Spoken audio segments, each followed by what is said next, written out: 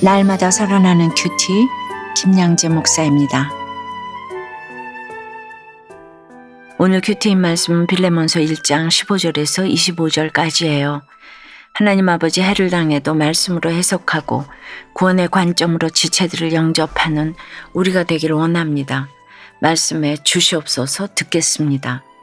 지체들을 영접하려면 첫째, 어떤 힘든 사건도 구원의 사건으로 해석할 수 있어야 합니다. 오늘 15절과 16절에서 바울은 아마 그가 잠시 떠나게 된 것은 너로 하여금 그를 영원히 두게 함이리니 이후로는 종과 같이 대하지 아니하고 종 이상으로 곧 사랑받는 형제로 둘 자라고 해요. 팩트는 오네시모가 빌레몬에게서 도망친 것이 맞죠. 그러나 바울은 도망쳤다고 하지 않고 잠시 떠나게 된 것이라고 합니다. 우리가 예수를 믿고 성숙해지면 표현도 이렇게 달라져야 합니다. 그러면 바울의 이 말은 무슨 뜻입니까? 오네시모가 빌레몬을 배신한 것, 잠시 떠나게 된 그 사건으로 인해 그가 주님을 만났고 그래서 그와 영원히 교제할 수 있는 관계가 되었다는 것이지요. 우리가 살면서 배신하고 배신당하는 사건을 겪을 수 있지요. 그러나 그 일로 내가 주님을 만났다면 그것이 바로 나의 구원의 사건이 되는 것입니다. 그러면 빌레몬은 이 편지를 받고 어떤 마음이 들었을까요? 오네시모가 도망갔을 때 참 힘들었지. 하지만 계속 내 노예로 있었다면 구원받기 더 힘들었을 거야.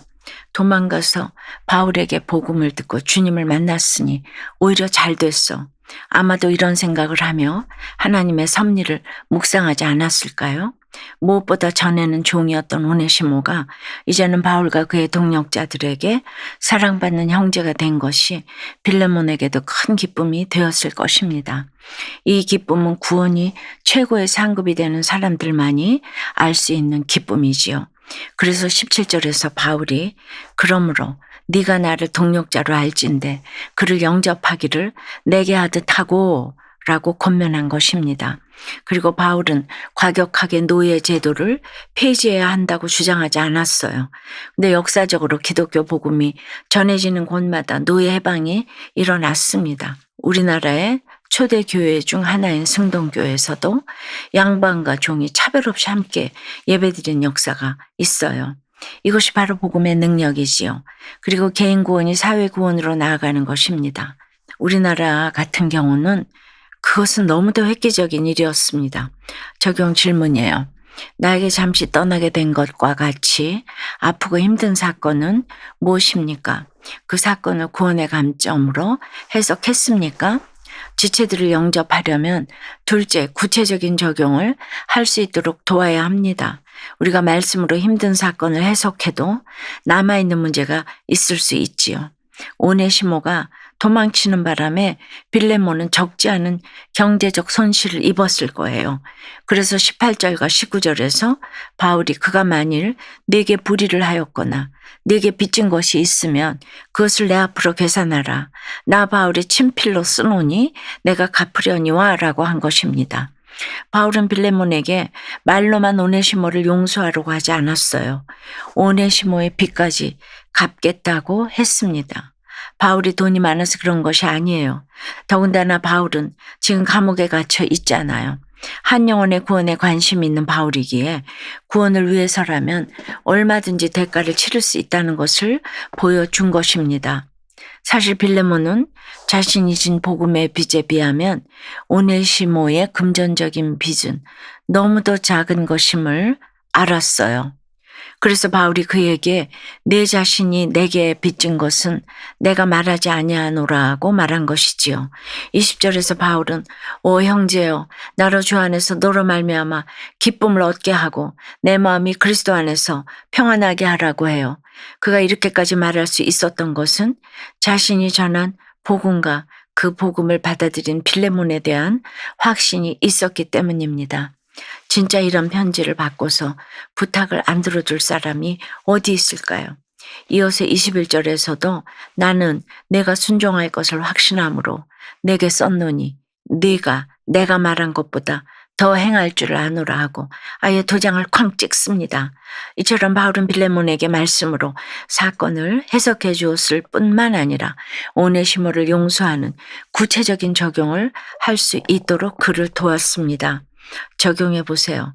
내가 구체적인 적용을 할 수 있도록 나를 돕는 지체들은 누구입니까? 누군가의 구원을 위해 대가를 치른 적이 있나요? 복음의 빚진 자로서의 사명을 잊고 직장에서 주인 행세를 하려 한 것이 교만이었음을 깨닫고 다시 구원의 사명을 잘 감당하기를 원한다는 한 성도님의 큐티인 묵상 간증이에요. 저는 둘째 출산을 앞두고 직장을 그만두었어요. 늦은 나이에 셋째를 낳고 기르다가 남편의 사업이 어려워져서 취업했어요. 원하던 일을 하게 되니 하루하루가 귀하고 감사하여 직장에서 복음 전하는 사명을 감당하게 해달라고 하나님께 기도했지요. 얼마 지나지 않아 업무량이 많아져 직원 한 명이 들어오니 든든한 지원군을 얻은 것 같았어요. 그러나 그 동료가 예기치 않은 사고로 일을 그만두면서 새로 들어온 직원은 받은 만큼만 일한다는 태도로 저를 당황하게 했어요. 보수에 비해 일이 많다며 업무 분담을 요구하고 원하는 대로 되지 않거나 스트레스를 받으면 그만두겠다며 사표를 냈죠.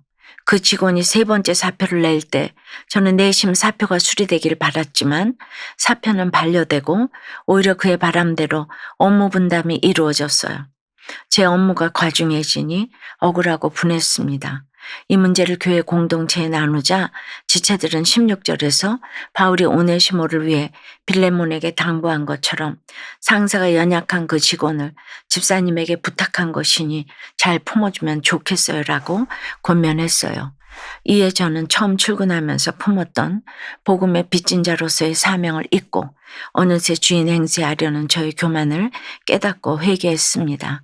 이제는 그 직원을 주 안에서 한 지체로 영접하고 종의 자리에서 섬기며 제게 맡겨진 구원의 사명을 잘 감당하길 소원해요.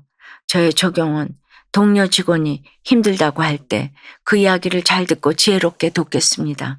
직장이 복음화되도록 매일 밤 자기 전에 직원들의 이름을 부르며 기도하겠습니다입니다.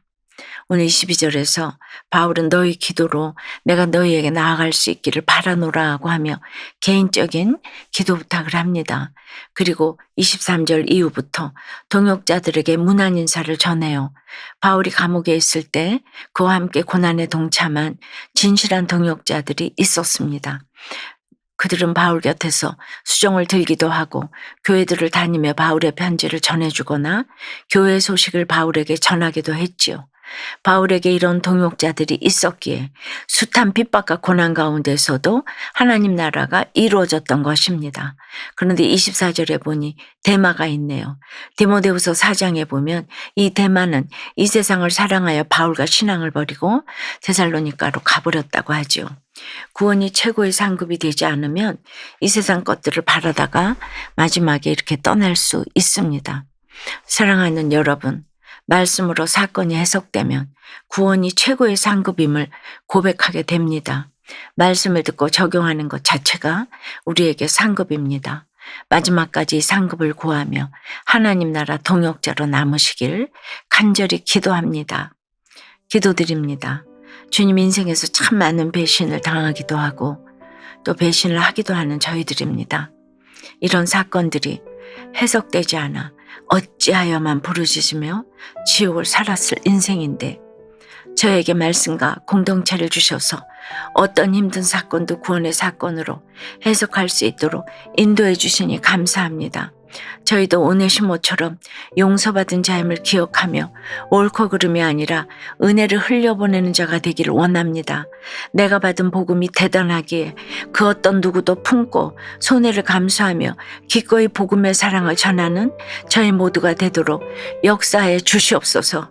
끊임없이 세상의 상급을 얻고 싶어하는 저희를 불쌍히 여겨 주셔서 이 세상을 사랑한 데마와 같이 주님을 떠나지 않고 오직 구원을 상급으로 여기며 말씀을 듣고 적용할 수 있게 도와주시옵소서. 예수 그리스도 이름으로 기도드리옵나이다. 아멘. 지금까지 우리들 교회 김양재 목사님이었습니다. 큐티에 도움받기 원하시는 분들은 QTM 홈페이지 qtm.or.kr 또는 유튜브에서 QTM을 검색하시면 도움받을 수 있습니다. 자세한 문의사항은 지역번호 031-705-5360번으로 문의하시기 바랍니다.